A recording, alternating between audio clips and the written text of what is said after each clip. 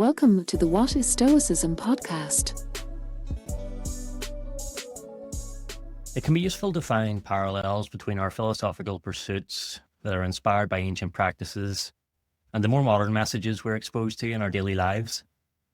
Relating things like art, sport, and entertainment to Stoic principles often helps us to remember the concepts and perhaps even better understand how they pertain to modern life.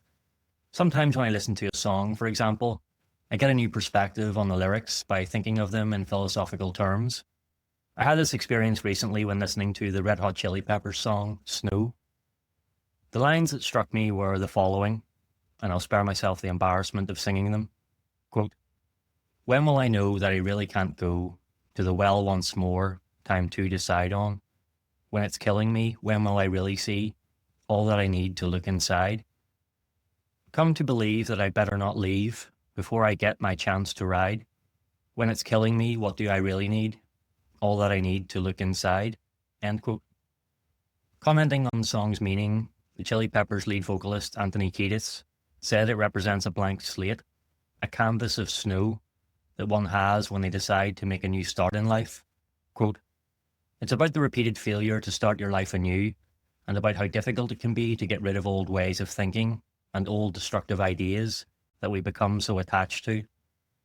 Like we just don't think that we could actually go forward without, in some way, keeping hold of this old way of thinking.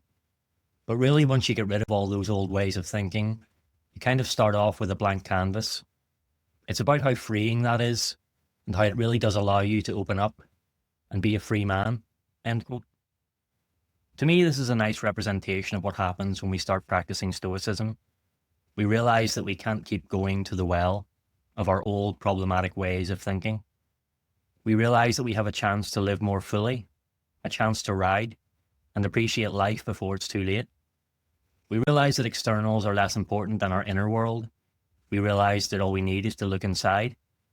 And once we realize all this, once we practice the exercises and start to change our way of thinking, we're able to take ownership of our blank canvas and be free. Moving on, let's look at a completely different representation of Stoicism in the wild, so to speak.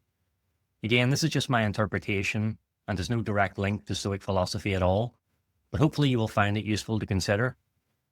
The term lone wolf is often used to refer to someone who, through their own choice, remains alone, forging their own path, in need of no one else. The personification conjures images of strength, inner confidence, and even stoicism with a lowercase s. But the allure of the lone wolf is a fallacy. It's actually the pack wolf that more closely resembles a stoic with an uppercase S. That's because, contrary to popular belief, a lone wolf in the wild generally isn't a wolf that wants to be alone. It's a wolf that has commenced a search for a new habitat and a mate. It's a wolf that wants to start a new family.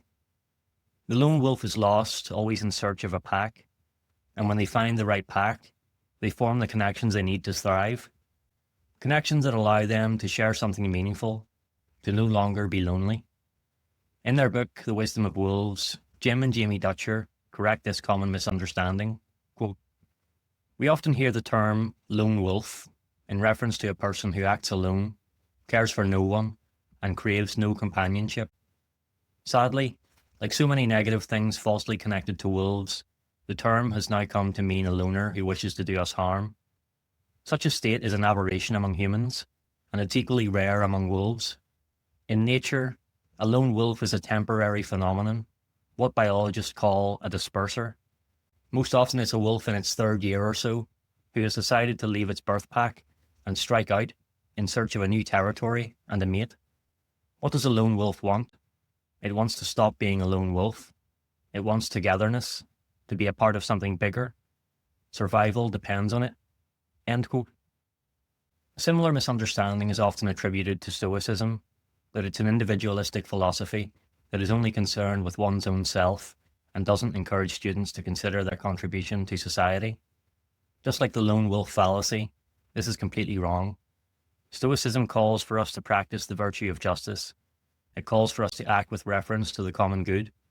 It calls for us to be kind and to form bonds with our fellow humans. The strength that is derived from cooperation, from devotion to others, is natural in different beings, the Stoics said. It's like the individual limbs of a single being working together as a unit. So if we find ourselves isolated, a good course of action might be to imitate the temporarily lone wolf by finding and contributing to a new pack, to facilitate togetherness and be a part of something bigger. To return to the initial theme of this episode, we can look to art for inspiration. Rudyard Kipling summed it all up beautifully in The Jungle Book. Quote, "Now this is the law of the jungle, as old and as true as the sky, and the wolf that shall keep it may prosper, but the wolf that shall break it must die. As the creeper that girdles the tree trunk, the law runneth forward and back, for the strength of the pack is the wolf, and the strength of the wolf is the pack."